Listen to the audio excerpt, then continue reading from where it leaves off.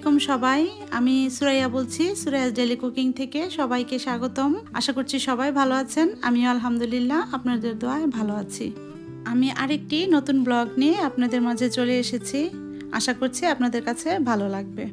আমার ভিডিওর ইন্ট্রো দেখে হয়তোবা আপনারা কিছুটা হলেও বুঝতে পেরেছেন ব্লগটি কী নিয়ে।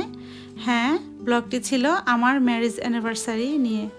আমার ম্যারেজ ডে ছিল আগস্টের 24 তারিখে, যদিও তখন কিছুই করা হয়নি কারণ আমি একটু সিক ছিলাম। আমার প্রচণ্ড পা ব্যথা ছিল, তো ওই পা ব্যথা নিয়ে আমার হসপিটালে অনেক দৌড়াদৌড়ি করতে হয়েছে, অনেক চেক আপ করতে হয়েছে, যার কারণে আমার কিছুই করা হয়নি। আর দাঁড়িয়ে থেকেও আমি যে রান্নাটা পর্যন্ত করা আমার পক্ষে সম্ভব হয়নি। তো আলহামদুলিল্লাহ এখন কিছুটা সুস্থ আছি, পায়ের ব্যথা তেমন নেই। ডাক্তার মেডিসিন দিয়েছে, মেডিসিন নিয়েছি।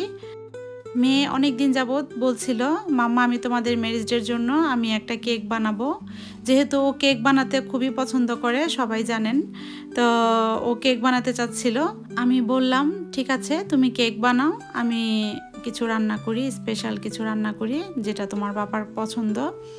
তো সবসময়ের মতোই আমার হাজব্যান্ডের পছন্দ রোস্ট আর পোলাও। তো চিন্তা করলাম যেহেতু রোস্ট রান্না করব, তাহলে আস্ত মুরগির রোস্টটাই করে ফেলি আর ওকে একটু সারপ্রাইজ দিই যেহেতু পছন্দ করে। তো এই দিক দিয়ে আমি রোস্টটা রান্না করেছি। রোস্টার রেসিপিটা আপনারা নেক্সটে পেয়ে যাবেন। আমি এটা রেসিপি করেছি, এটা আলাদাভাবে আপনাদের কাছে শেয়ার করব।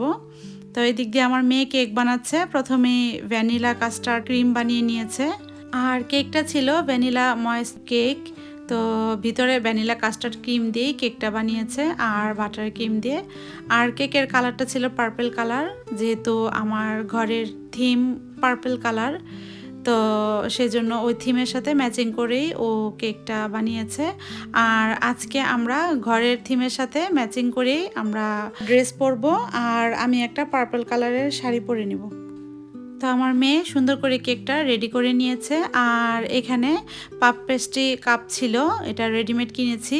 তো যেই ক্রিম দিয়ে ও কেকটা তৈরি করেছে ওই ক্রিমগুলো দিয়ে ও সুন্দর করে পাপ পেস্ট্রি কাপগুলো ডেকোরেশন করে নিয়েছে। এটাও দেখতে খুব সুন্দর লেগেছে।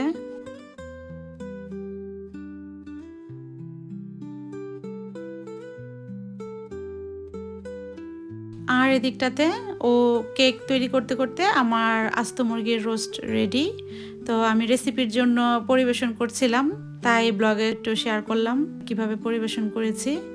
তো নেক্সট আপনারা পেয়ে যাবেন এটা রেসিপিটা। আর রোস্টটা খেতে অনেক টেস্টি ছিল, খুবই মজা হয়েছিল, একদম বিয়েবাড়ির রোস্ট।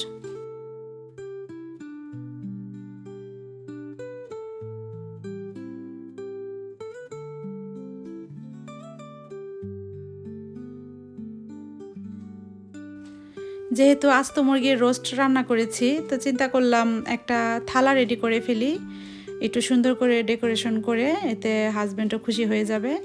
তো রোস্ট রান্না করে আমি ওখানে রেডি হতে গিয়েছিলাম। রেডি হয়ে চলে এসে আমি প্লেটটা রেডি করে নিচ্ছি, সুন্দর করে ডেকোরেশন করে নিব।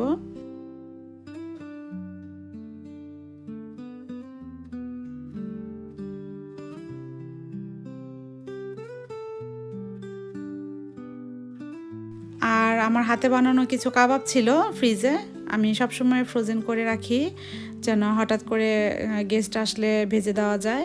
তো আগে থেকে রেডি করাই ছিল, আমি শুধু কাবাবটা ভেজে নিয়েছি আর ডিম সেদ্ধ। প্লেটটা যেন আর একটু দেখতে সুন্দর হয়, তাই গাজর দিয়ে একটু ডিজাইন করে পাতার মতো বানিয়ে নিয়েছি, আর শসা দিয়ে কিছু গোলাপ ফুল বানিয়ে নিয়েছি। যদিও আমি এই কাজগুলোতে অত এক্সপার্ট না, তারপরও যতটুকু পেরেছি অতটুকুই করেছি। তো তারপরও আমার হাজব্যান্ড দেখে বলছে খুবই সুন্দর হয়েছে, খেতে ইচ্ছে করছে না, শুধু দেখতে ইচ্ছে করছে। আর এই আয়োজনটা করেছি রাতের ডিনারের আয়োজন। দেখতে দেখতে আমাদের 24টি বছর পার হয়ে গেল আমাদের দাম্পত্য জীবনের। ছেলে মেয়ে আলহামদুলিল্লাহ বড় হয়ে গিয়েছে। তো সবাই আমাদের জন্য দোয়া করবেন যেন আমাদের আগামী দিনগুলোও খুব ভালোভাবে সুন্দরভাবে কাটে। যদিও আমাদের ম্যারেজ ডে বা বার্থডে, ছেলে মেয়ের বার্থডে হোক বা আমাদের বার্থডে হোক, কখনো গেস্ট নিয়ে পালন করা হয় না, ঘরোয়াভাবে টুকিটাকি করা হয়, কখনো কখনো বাইরে গিয়ে খাওয়া দাওয়া করা হয়, ঘোরাঘুরি করা হয়, এতটুকুই। তো এই তো কথা বলতে বলতে আমার প্লেটটা রেডি হয়ে গিয়েছে। জানি না কেমন হয়েছে, আমার কাছে তো ভালোই লেগেছে। আপনাদের কাছে কেমন লেগেছে অবশ্যই কমেন্ট করে জানাবেন।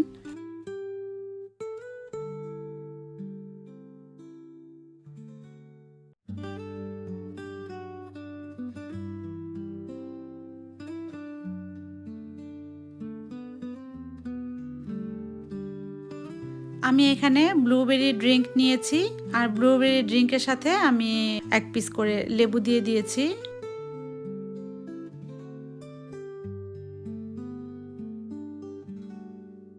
আর যেহেতু প্লেটটা এত সুন্দর করে সাজিয়েছি, তো টেবিলটা একটু সুন্দর করে ডেকোরেট করে নিয়েছি। আর সব সময়ের মতোই আমার স্পেশাল দিনে টেবিল ডেকোরেট করতে খুব ভালো লাগে।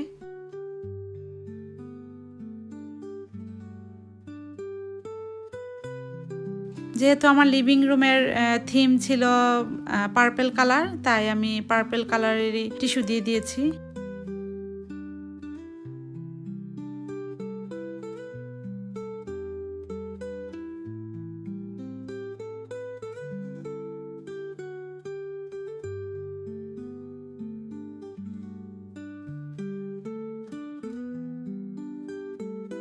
এই তো আমার সুন্দর করে টেবিল ডেকোরেট করা শেষ।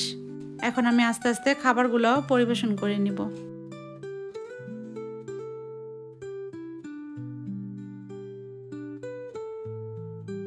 এই তো দেখুন কেকটা কত সুন্দর হয়েছে।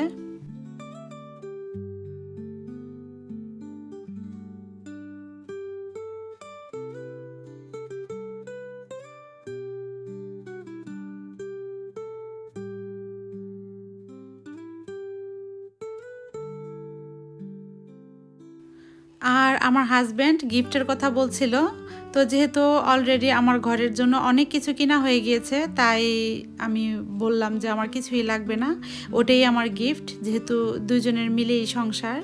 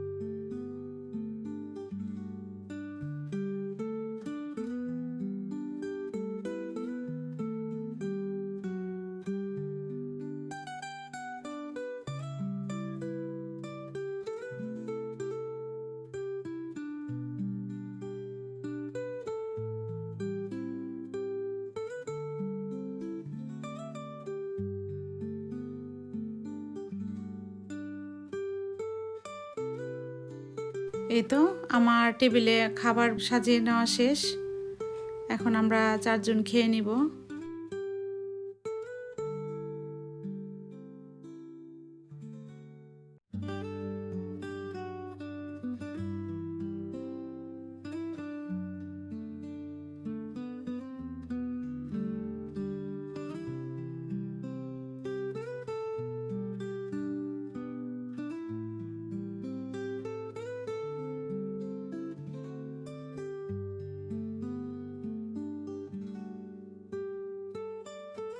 আর টেবিল ডেকোরেট করার পর আমরা একটু ফটোশ্যুট করে নিয়েছি মেমোরি হিসেবে রাখার জন্য।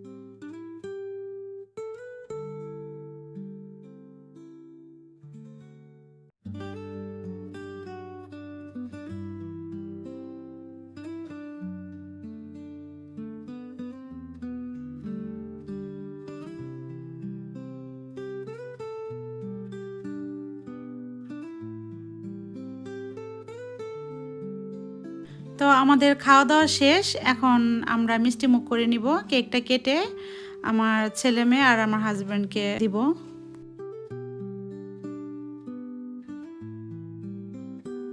আর কেকটা খুবই টেস্টি ছিল, ভ্যানিলা কাস্টার্ড ক্রিম কেক, খুবই মজা হয়েছিল কেকটা, আর এত সফট হয়েছিল কেক।